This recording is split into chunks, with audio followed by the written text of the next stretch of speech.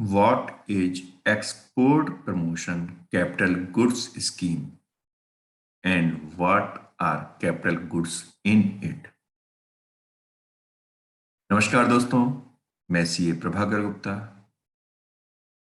आज हम इसी क्वेश्चन का जवाब इस वीडियो के अंदर जानेंगे कि ये ईपीसीजी स्कीम क्या होती है, इसके क्या बेनिफिट्स होते हैं और इसकी जो मेजर कंडीशंस क्या है। दोस्तों, ईपीसीजी अगर हम इसकी फुल फॉर्म को ही देखें तो इसका नाम है export promotion capital goods scheme. दोस्तों, हर सरकार ये चाहती है कि उसके देश के अंदर मैक्सिमम प्रोडक्शन हो और जो प्रोडक्शन हुई है वह देश से बाहर एक्सपोर्ट हो। उस एक्सपोर्ट को बढ़ावा देने के लिए सरकार समय समय पर अलग अलग स्कीम्स लेकर के आती है। उसमें से एक बहुत ही पॉपुलर जो स्कीम है वह है EPCG scheme. Basically EPCG is a scheme that enables an importer being an export oriented business to import capital goods at zero rates of custom duty।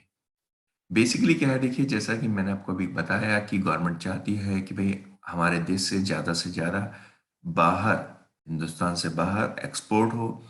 उसको बढ़ावा देने के लिए ये स्कीम लेकर के आए हुए हैं। इसमें वो कहते हैं कि जो इम्पोर्टर है, यदि आप कोई कैपिटल गुड्स को इंपोर्ट करते हो तो आपको उस इंपोर्ट पे 0 रेट से कस्टम ड्यूटी लगेगी। अब आप ये कहेंगे कि सब मैं जितने भी इंपोर्ट मैं करता हूँ, कुछ भी मैं अगर कैपिटल गुड्स को इंपोर्ट करता हूँ, हिंदुस्तान में जितनी भी कंपनीज हैं अगर वो इंपोर्ट करती हैं तो क्या सभी को कैपिटल गुड्स के इंपोर्ट करने पे 0 रेट ऑफ कस्टम ड्यूटी रहेगी?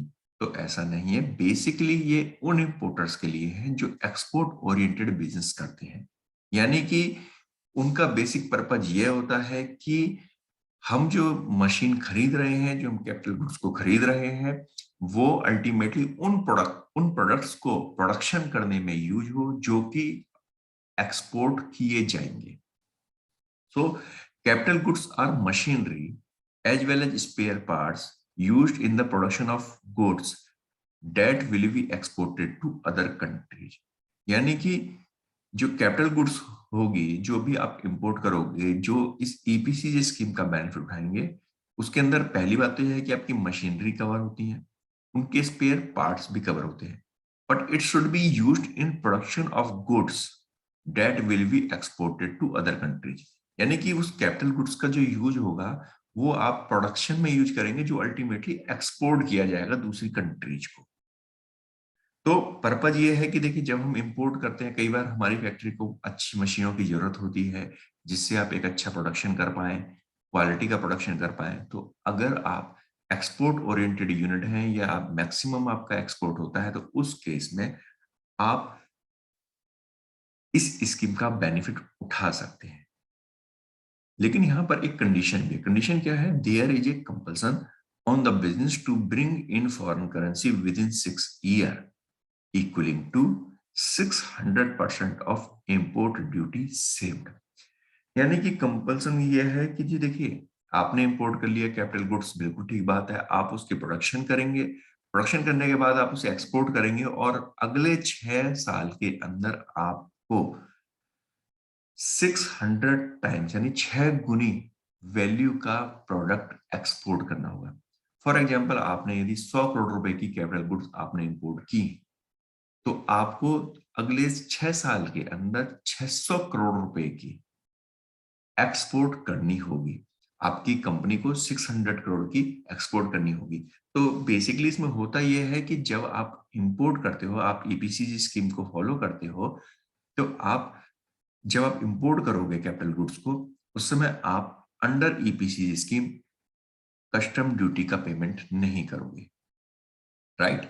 अब आपके पास में ये आपकी लायबिलिटी बन गई कि अगले 6 साल के अंदर आप 600 टाइम्स 600% आप उसको एक्सपोर्ट करें, गुड्स को एक्सपोर्ट करें।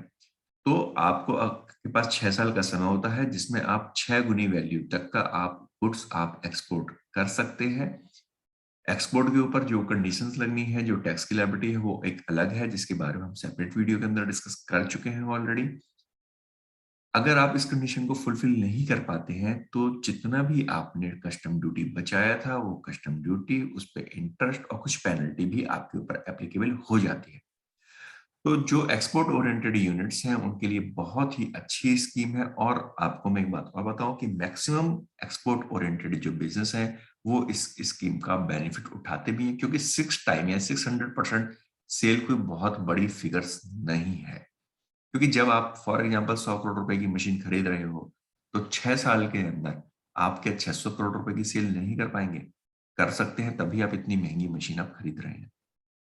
दोस्तों, उम्मीद करता हूं कि अब आप ईपीसीजी के बारे में काफी कुछ जान चुके होंगे। आपकी कोई और भी क्वेरी है तो आप हमें कमेंट बॉक्स में कमेंट कर सकते हैं। हमारे चैनल को लाइक कीजिए, शेयर कीजिए, सब्सक्राइब कीजिए। धन्यवाद।